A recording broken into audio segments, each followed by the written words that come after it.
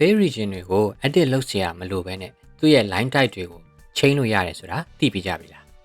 ဒီဗီဒီယိုလေးနဲ့တခြားပြပေးသွားမှာမလို့အဆုံးထိကြည့်ကြရအောင်မင်္ဂလာပါ internet YouTube channel ကနေကြိုဆိုပါ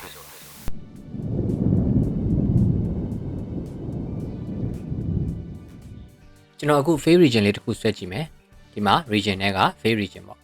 concrete ကိုရွေးလိုက်မယ် rectangle နဲ့ကျွန်တော်ဒီမှာ fail region လေးတစ်ခုဆွဲလိုက်မယ်အဲ့မှာကျွန်တော်ဆွဲပြီးတော့မှဗာသတိထားမိလဲဆိုတော့ကျွန်တော်ရဲ့ fail region ရဲ့ outline တွေကကြည့်မယ်ဆိုရင် invisible line ဖြစ်နေတယ်အဲ့တော့ကျွန်တော်အခုဒီမှာအပြင်မှာကြည့်လိုက်မယ်ဆိုရင် fail region ရဲ့ outline တွေမမြင်ရဘူး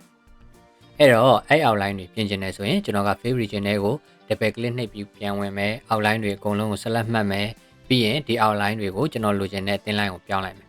ပြီးရင် finish ပေါ့ဒါဆိုရင်တော့ကျွန်တော်လိုချင်တဲ့အတိုင်းရပြီဖြစ်ပါတယ်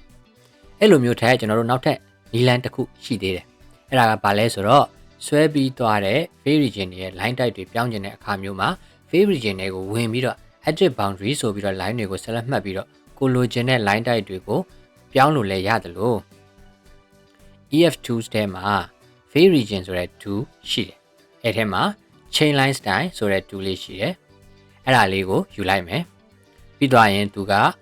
pick fail region လို့ပြောတယ်အဲ့ဒါဆိုရင် fail region ကို select မှတ်မယ်ပြီးရင်ဒီမှာ finish ဆိုတာလေးရှိတယ်အဲ့ဒါလေးကိုနှိပ်လိုက်မယ်ပြီးသွားရင်ကျွန်တော်တို့ပြောင်းကျင်တဲ့ line style ကိုဒီမှာရွေးပေးလို့ရတယ်ပြီးရင် select ဒါဆိုရင်ကျွန်တော်တို့ကိုသူက line style ပြောင်းပေးမှာပဲဖြစ်ပါတယ်တကယ်လို့ကို့မှာ fail region တွေရဲ့ outline တွေပြောင်းရမှာအများကြီးရှိတယ်ဆိုရင်လည်းသူကတော်တော်လေးအသုံးဝင်ပါတယ် fail region တွေက chain line style ကိုရွေးလိုက်မယ်ပြီးသွားရင်ကျွန်တော်တို့ပြောင်းကျင်တဲ့ fail region တွေအကုန်လုံးကို select မှတ်ပေးလိုက်မယ်ပြီးရင် finish လို့ပြောလိုက်မယ်အဲ့ဒါဆိုရင်ကျွန်တော်တို့ကို line style ရွေးခိုင်းမယ်ပြီးရင် select ဆိုရင်ကျွန်တော်တို့ select မှတ်ထားတဲ့ fail region တွေအကုန်လုံးရဲ့ line style တွေကိုပြောင်းပေးသွားမှာပဲဖြစ်ပါတယ် Okay အခုဆိုရင်တော့ fail region တွေရဲ့ outline တွေကိုမြန်မြန်ဆန်ဆန်ပြောင်းလို့ရတယ်ဆိုတာတခြားသိသွားပြီလို့ထင်ပါတယ်ခင်ဗျာ